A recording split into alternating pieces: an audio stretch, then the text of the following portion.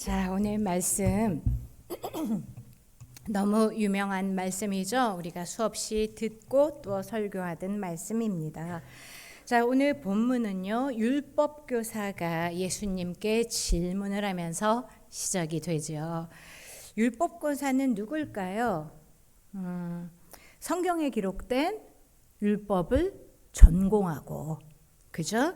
예, 율법이 이게 무슨 뜻이다. 이 유권적인 해석을 상황에 맞춰서 이때는 이렇게 해석해야 된다. 저렇게 해석해야 된다. 율법의 성경 말씀을 해석해 주고, 그리고 사람들한테 이 성경 말씀을 가르치는 사람이에요. 자, 여기 좀 얘기해 보니까 어떤가요? 나네?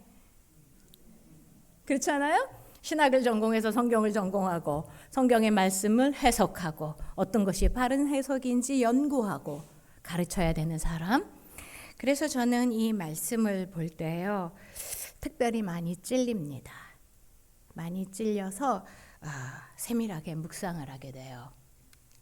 오늘 말씀을 보니까요, 자, 우리 PPT 좀 준비해 주신 거 들어주세요.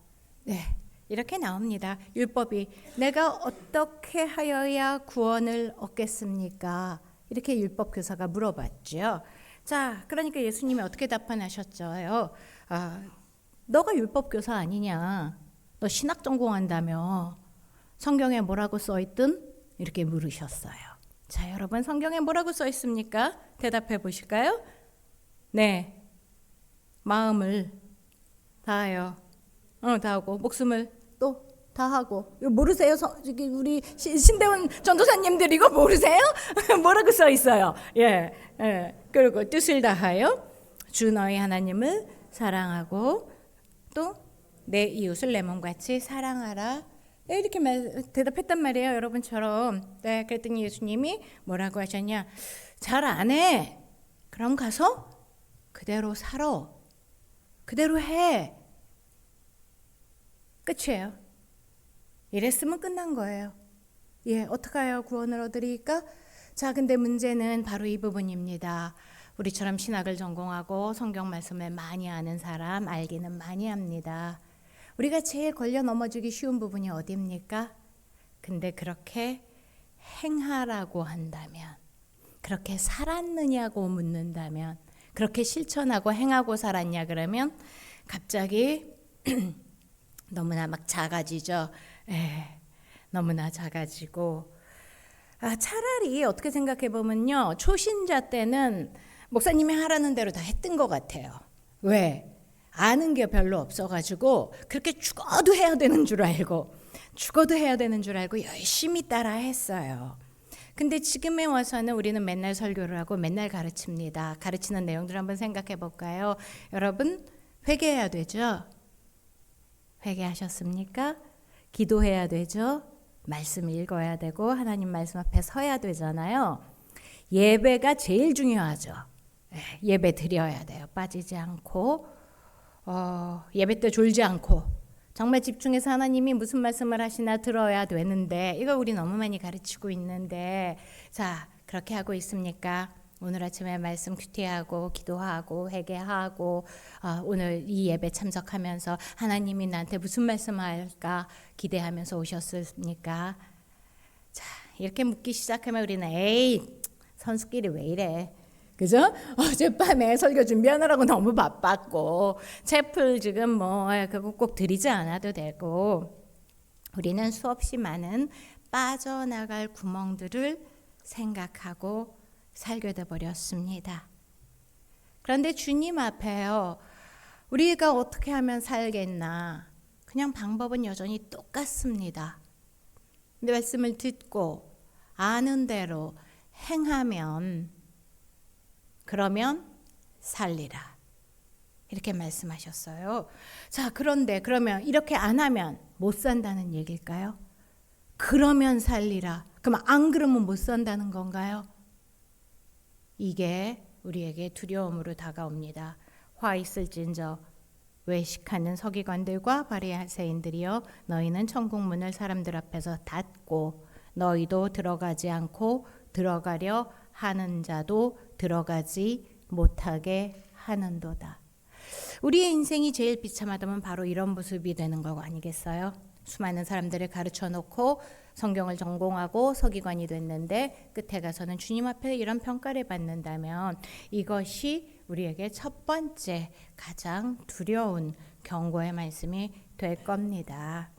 자, 두 번째, 이 말씀을 통해서 무슨 말씀이 찔리느냐 우리 한번 볼까요? 자, 예수님께 질문했어요. 뭐라고 질문했죠? 내가 무엇을 하여야 영생을 얻겠습니까? 그죠? 다시 우리 지금 얘기를 하자면 내가 어떻게 해야 구원을 얻을 수 있겠습니까? 질문 어때요? 좋아요. 좋은 질문이에요. 구원에 대해서 관심이 있고 구원이란 무엇이냐? 인간은 어떻게 하면 구원을 받을 수 있겠느냐? 어떻게 구원에 이를 수 있겠느냐? 아주 실존적이고 심오한 좋은 질문이잖아요. 어떻게 하면은 보이스피싱에서 성공할 수 있겠습니까? 이런 질문하는 것보다 훨씬 낫지 않아요? 네, 어떻게 하면 로또가 당첨되겠습니까? 이런 고민으로 매일매일 사는 것보다 낫습니다. 그죠? 그리고 또 이제 물었어요. 내 이웃이 누굽니까?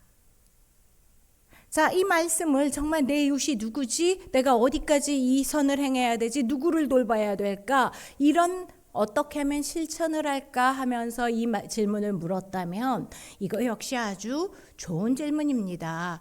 그런데 문제는 이거예요. 이 질문을 왜 했느냐? 예수를 시험하여 이르되 내 이웃이 누굽니까? 이 질문은 또 왜 했냐? 자기를 옳게 보이려고 이 질문을 하기 시작했다는 겁니다. 자, 목사님에게 막 많은 성경을 묻습니다. 왜? 담임 목사를 시험하여 보려고. 교수님한테 질문도 많이 합니다. 왜? 교수를 시험하여 보려고. 책도 많이 읽습니다. 내가 얼마나 더 잘 알고 논쟁에서 내 질문에 대답하는 사람이 있는지 없는지 보려고 한다면 우리가 공부하는 거는 다 소용이 없다는 얘기인 거예요. 자, 거기에 대해서 우리 경공의 말씀 한번 읽어볼까요? 항상 배우나 끝내 진리의 지식에 이를 수 없느니라.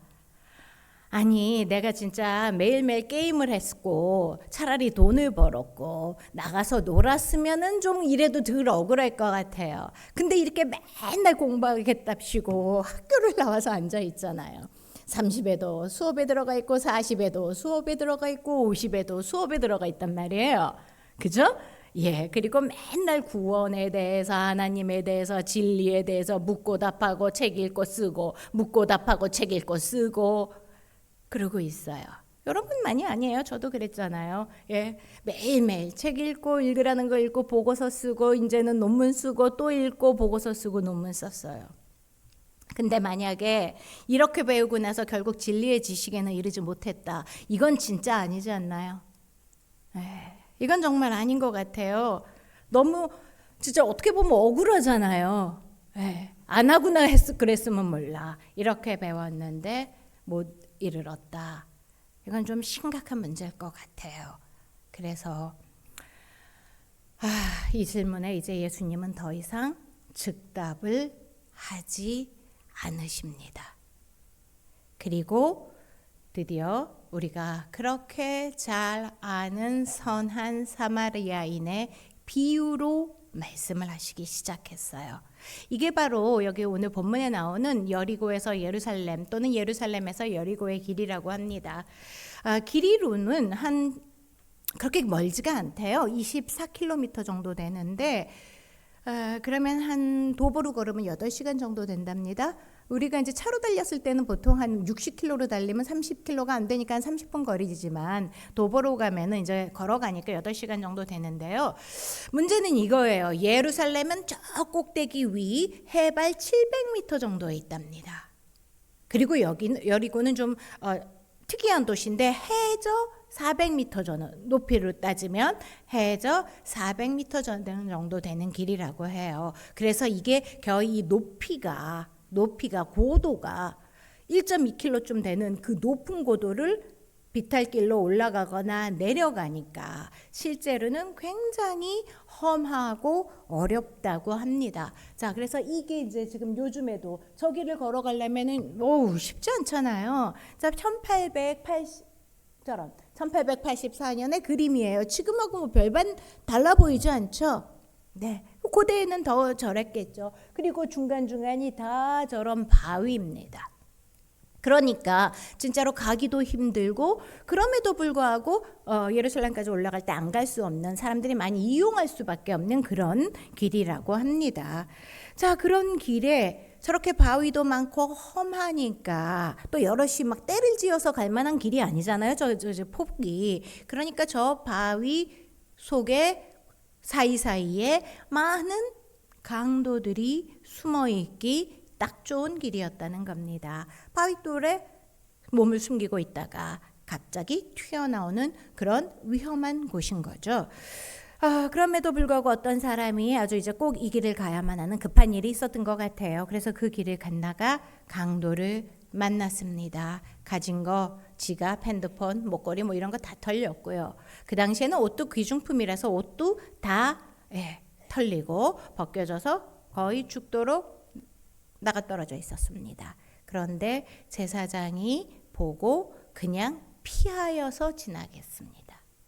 레위인도 보고 그냥 피하여서 지나갔어요. 몇 년 전에요, 여러분. 대전에서 이런 사건이 있었답니다. 신문에 난 일인데 택시 운전사였어요. 택시 운전사가 승객 2명을 태우고 운전을 하고 갔거든요. 근데 갑자기 심장 쇼크가 온 거예요. 그래서 이제 운전대를 놓치고 힘이 빠져가지고 갑자기 이렇게 쓰러지니까 이제 막 비틀비틀한 거를 앞자리에 있던 사람이 이렇게 잡아가지고 운전대 어떻게든 똑바로 가려고 했는데 잘못하고 쾅 부딪히고 나서야 스탑이 된 거예요. 그리고 났더니 이 승객 2사람이 급하게 내려서 가버렸어요. 그래서 택시 운전사는 죽었습니다. 63세였던 택시 운전사가. 근데 구조대가 와가지고 보니까 이거를 초기에 바로 신고만 해줬어도 살았었는데 그냥 지나쳐 가버린 거예요.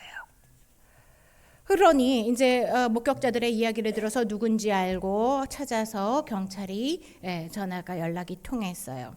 그랬더니 사고 당시에 그 승객이었던 사람이 자기가 공항버스 출발 시간이 10분밖에 안 남았었다. 또 좌충우돌 이루고 왔다 갔다 했잖아요. 그래서 너무 급해가지고 어쩔 수 없이 막 비행기 타려고 갔는데 돌아가서는 경찰서에 가서 조사에 협조하겠다. 지금 외국에 있다. 이렇게 얘기를 했다는 겁니다.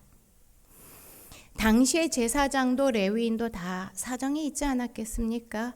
여러분들이 잘 아는 많은 들어봤던 설교처럼 부정하니까 만지면 안 되고 제사도 지내면 못할 수도 있고 예전의 제사장들은요 예루살렘 성전에서 그 제사 일을 이제 이렇게 번갈아서 돌아가면서 맡았다고 합니다.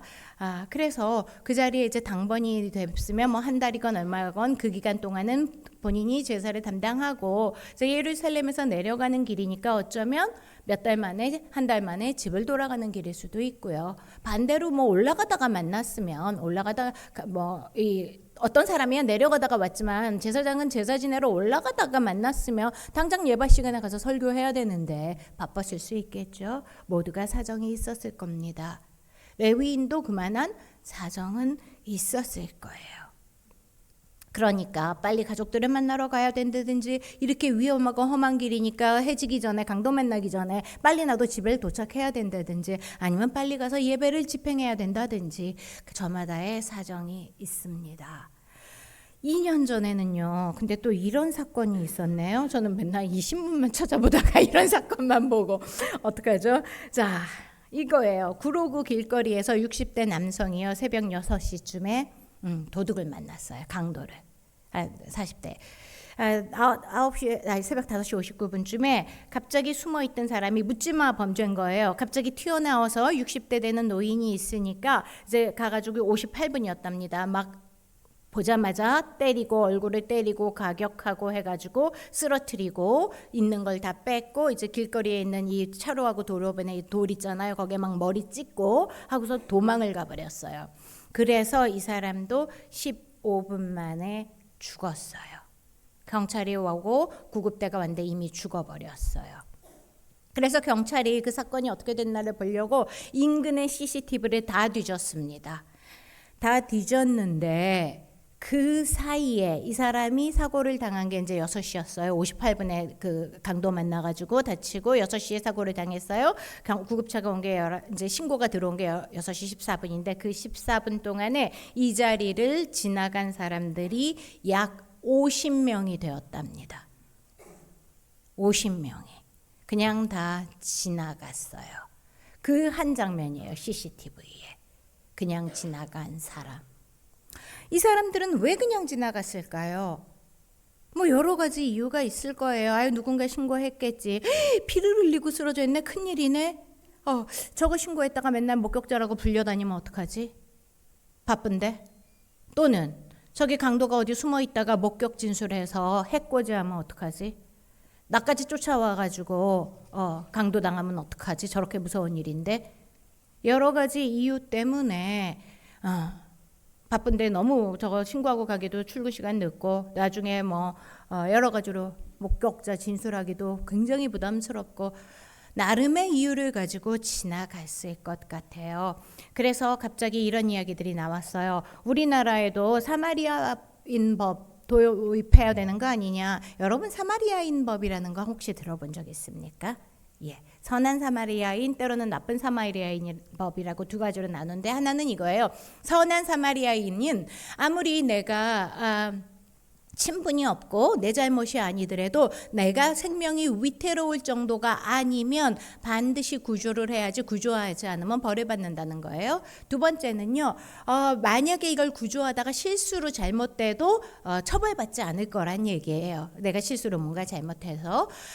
그래서 많은 나라들이 실제로 이 법이 있다고 합니다. 실행을 한다고요. 프랑스 같은 경우에는요. 3개월 이상 5년 이하의 징역에 처한대요. 그래서 다이애나 비 같은 황태자비가 파파라치를 피해서 막 도망갔잖아요. 가다가 사고가 나고 했을 때 그 7명의 파파라치가 그냥 그 순식간에 다 도망을 가버리고 신고를 안 해줬거든요. 처벌을 받았대요. 파파라치법 이런 거 말고 저 사마리아인법 때문에.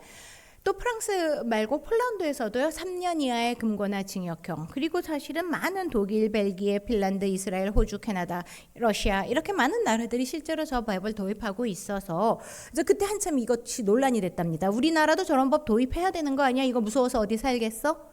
자, 저 법을 도입하면은 효과가 있을까요, 여러분? 있을까요? 논쟁이 만만치 않습니다. 왜냐하면은 그건 도덕의 문제인데 그걸 법으로 제약할 수 있겠느냐. 또는요 실제로 저렇게 가장 엄격하게 처벌하는 프랑스. 그러니까 많이 저기에 구속이 되느냐 보면 그렇게 많이 구속이 되지 않는데요. 왜냐하면 핑계를 댈 수 있는 이유는 너무 많기 때문에. 못 봤다. 그냥 지나갔다. 난 딴 핸드폰 보면서 갔다. 이러면 법적인 구속력으로 접근할 수 있는 문제가 아닌 거죠. 우리가 내 이웃이 누구입니까? 그 범위를 축소하기 위해서 그 질문을 할 때요. 왜 이 일을 행하지 않았습니까? 나를 정당화하기 위해서 이유를 찾을 때 우리는 101가지의 이유를 갖다 들이댈 수 있습니다. 성경에 다르게도 해석할 수 있다. 그 말씀 있고 그 말씀은 아니다. 나는 그때 특별히 다른 더 중요한 일이 있었다. 나는 다른 소명이 있었다. 내 이웃이 누구입니까? 이렇게 이야기할 때 우리는 그 많은 여러 가지 이유를 우리의 지식이 늘면 늘수록 더 정교하게 갖다 붙일 수가 있어요. 그런 사마리아인이 끝났습니다. 그리고 나서 예수님이 묻습니다. 이 비유에서 누가 강도 만난 자의 이웃입니까? 여러분 이 질문 좀 이상하지 않아요? 나는 이렇게 물었어요. 누가 나의 이웃이냐고요. 나의. 근데 나의 안에 들어간 말이 예수님은 뭐라고요? 강도 만난 자의 이웃입니까? 누가는 누가 똑같아요. 영어로도 who. 그 다음에 my, 내 네이버는 누굽니까? my neighbor는 누굽니까? 했더니 robber, 강도의 손에 떨어진 자의 neighbor은 neighbor to the man 이렇게 얘기해서 그 사람의 이웃은 누구냐? 무슨 얘기예요? 내가 강도 만난 자였다는 거예요. 여러분 인생에 강도를 만나서 거반 죽게 된 적 있을까요? 이 강도는 이제 은유적으로 해석해 봅시다. 진짜 꼭 강도, 육체적인 강도 아닐 수도 있어요. 우리의 인생은요, 마치 여리고에서 예루살렘을 가는 길처럼 예루살렘에서 여리고로 내려가는 길처럼 험합니다. 곳곳에 무엇이 숨어 있을지 우리는 예측할 수도 없고 알 수도 없어요. 갑자기 그냥 튀어나와요. 어느 날 갑자기 병원에 가서 소화가 안 돼서 병원을 갔는데 그냥 위암이라는 거예요. 어느 날 갑자기 나는 잘못도 없이 그렇게 열심히 사업을 했는데 IMF가 그냥 터졌대요. 환율이 2~3배 올라서 그렇게 열심히 하던 사업 닫아야 됩니다. 어느 날 갑자기 코로나가 터졌어요. 겨우겨우 대출 있는 대로 끌어다가 가게 차렸는데 어느 날 갑자기 그래서 파산이 닥쳤어요. 내가 그렇게 믿었던 사람인데 어느 날 배신했어요. 내 배우자인지 친구인지 자식인지 갑자기 사랑하는 사람이 얼마 안 남았대요. 수명이. 갑자기 이혼이 닥치고 갑자기 파산이 닥치고 나는 분명히 다음 학기에 등록하려고 그랬는데 갑자기 아버지 사업이 망하고 교회가 어려워졌다고 전임 전도사는 이제 그만 나가래요. 우리의 인생의 곳곳에는요 강도가 있습니다. 강도가 숨어 있어요. 그래서 사람들이 다 나를 피해갑니다. 때로는 혹시라도 도와달라고 전화 올까 봐 미리부터 아예 안 받아요. 혹시라도 부담스러운데 또 자꾸 앵겨 붙을까 봐. 자, 그럴 때 우리 심정이 어떤가요? 정말 길거리에서 소리라도 지르고 싶잖아요. 누가 꼭 날 도와줘야 될까요? 강도 만난 자의 제사장처럼 그냥 지나간 레위인처럼 내 고통에는요 누구의 책임을 묻자니 딱히 책임을 물을 때도 별로 없어요. 의사들이 뭘 잘못해서 이렇게 됐을까? 우리 부모님이 뭘 잘못해서 그렇게 됐을까? 뭘 그렇게 내가 잘못했을까? 누구한테 물어내라고 할 만한 사람이 별로 없어요. 왜? 우리는 죄된 세상에서 죄 가운데 태어나서 깨어진 가운데 살고 있기 때문에 누군가의 죄였겠죠. 때로는 내 죄, 때로는 남의 죄, 때로는 정말 우연히, 때로는 그냥 허리케인 같은 자연재앙 때문에, 때로는 엊그저께 온 것처럼 폭우 때문에 뭐 굳이 하자면 누군가 잘못했을 거예요. 쓰레기를 너무 막 버렸다든지. 그러나 그거를 따져서 물을 수가 없으니 우리는 그냥 막 길거리에서 울부짖습니다. 누구라도 내가 이렇게 힘들다는데 어떻게 한 명도 없어. 어떻게 한 명도 나를 그대로 놔두고 가. 그래서 우리는 분노가 폭발할 때가 많습니다. 그때에 여러분께 다가와서 누가 상처를 싸매주셨었습니까? 누가 여러분을 업고 자기 차에 태우고 업고 자기 나귀에 태워서 치료해 줬습니까? 누가 포도주를 바르고 기름을 발라주셨나요? 누가 여관에까지 데려다 주고 나서 아프고 힘들면 다시 날 찾아와라. 내가 끝까지 너를 치유해 주겠다. 네가 부족하면 또 도와주겠다. 네가 아프면 다시 치유해 주겠다. 다시 널 살려주겠다. 비용을 상관하지 않고 내가 다 해주겠다. 걱정 말아라. 너는 이제 혼자가 아니다. 누가 그러셨을까요? 그 포도주는 차라리 돈을 주고 산 포도주인데 주님은 우리에게 자기의 피값으로 그 비용이 얼마든지 들든지 나는 다 해주겠다고 하셨던 그 비용이 본인의 목숨값이었어요. 자기의 피값이었어요. 자기의 목숨을 들여서 얼마든지 끝까지 치유해 주겠다고 하셨어요. 자, 이제 이 질문 다시 한번 돌아가 볼까요? 내가 어떻게 구원을 얻을 수 있습니까? 여러분, 우리 어떻게 구원을 얻었습니까? 은혜로 얻었습니다. 거저. 내 이웃이 누구입니까? 이 험한 인생길에서 내가 무슨 일을 당할지 모르고 대비도 할 수 없는 이 모든 고비고비에 누가 나를 위해서 이웃이 되어줬습니까? 그분은요, 사마리아인과 유대인보다 더 나랑 상관이 없을 뿐이에요. 죄 때문에. 나랑 너무 달라서 하나님과 나의 죄로 인한 틈은요, 이 사마리아인과 유대인의 틈보다 더 컸습니다. 죄로 인해서 내가 짓고 있는 이 세상 타락한 세상에 그분은 책임이라고는 일말의 책임도 없어요. 나를 굳이 구원해 줘야 될 이유는 한 개도 없었어요. 지 죄의 대가는 지가 치르고 사는 거고 지금도 거부할 때마다예요. 그런데 그런 나를 굳이 또 찾아오고 또 찾아와서 너는 이제 상처가 싸맬 곳이 없을 정도다. 내가 대신 싸매줄 테니까 제발 나한테 와라. 뭐가 아쉬워서 그렇게 사정하셨던 분, 그분 앞에 우리가 서 있으면서 이 질문을 다시 한번 해봅시다. 누가 내 이웃입니까? 내가 뭔가를 도와줘야 될 때는 내 이웃은 한없이 좁아집니다. 내가 왜 굳이? 그게 뭐 내 일이야? 아니 내가 내 부서 일도 아니고 저도 마찬가지입니다. 예, 저도 똑같아요. 예, 한없이 좁아져요. 아니 그건 내 책임도 아니고 그게 뭐 대학원장이 할 일이야? 대학원 일이야? 한없이 좁아집니다. 근데 내가 어떻게 구원을 받았나 다시 생각해 보면요. 이 이웃의 복이요. 누구도 책임질 필요 없고 누구도 도와줄 필요 없는데 그 중에서 가장 책임질 필요 없었던 그 주님이 나를 위해서 그 보혈을 흘리고 나를 구원해 주셨어요. 여러분 이제 우리 한번 다시 생각해 봅시다. 내가 아무리 전도사가 되고 목사가 되고 신학 박사가 되고 세계적인 석학이 되어도 내가 이 생각을 하고 있을 때 내가 굳이 누굴 왜 도와줘야 돼요? 내 합리화를 찾고 있을 때 우리는 여전히 강도 만난 자의 상태입니다. 거기서 한 발짝도 더 자라지 못하고 한 발짝도 더 크지 못한 거예요. 근데 주님이 이제 그 은혜를 생각하면서 다시 우리에게 묻습니다. 누가 너의 이웃이었냐? 너도 가서 그대로 행하라. 이럴 때 우리의 답변은 이제는 조금 달라졌으면 좋겠잖아요. 이제는 우리도 강도 만난 자 말고 그 마음가짐에서 좀 벗어나서 그 피해의식에서 벗어나서 이제는 강도 만난 누군가의 이웃이 돼야 될 때가 되지 않았을까요?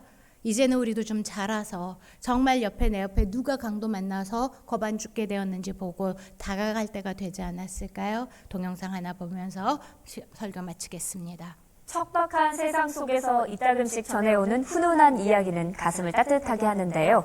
미국의 한 마트에서 곤경에 처한 여성을 도운 현대판 착한 사마리아인의 이야기도 그 중에 하나입니다.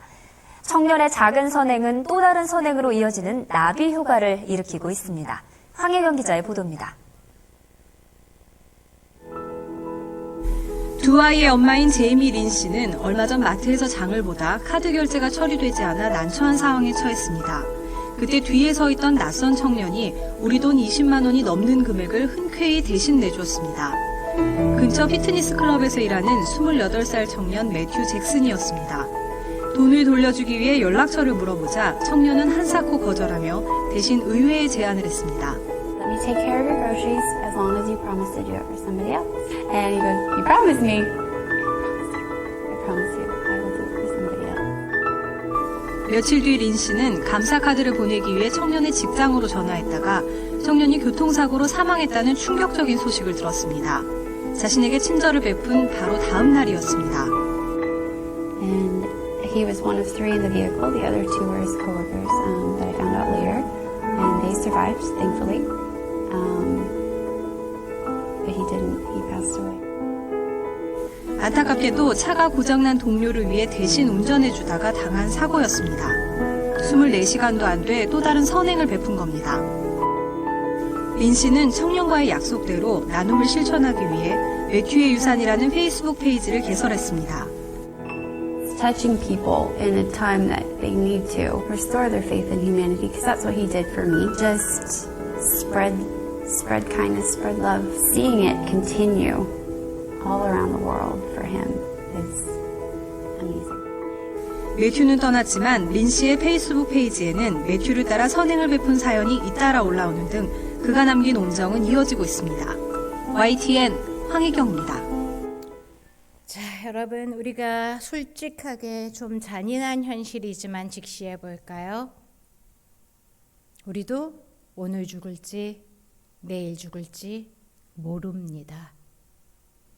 솔직히 무시하고 사는 거지. 자, 오늘이라도 돌아가다가 내일이라도 돌아가다가 교통사고가 나서 내가 주님 앞에 갔을 때 정말 내 마음에 남는 한이 뭘까요? 내가 강도 만날 때 왜 안 도와주셨어요? 우리가 주님 앞에 가서 그걸 따지고 싶을까요?